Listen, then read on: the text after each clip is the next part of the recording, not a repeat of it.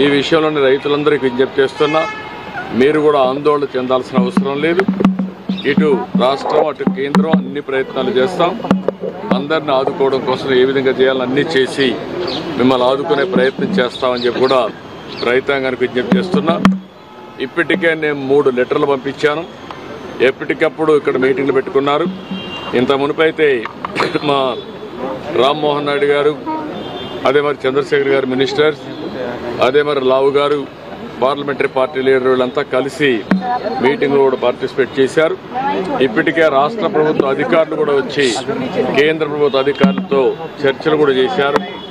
ఇవన్నీ చేసిన తర్వాత ఈరోజు ఒక కన్క్లూజన్కి వచ్చాం. రేపు మంత్రి గారు వచ్చి ఈ 4-5 విషయాల్లో మాట్లాడి ఒక క్లారిటీ ఇస్తారు. దాని మీద ఎప్పటికప్పుడు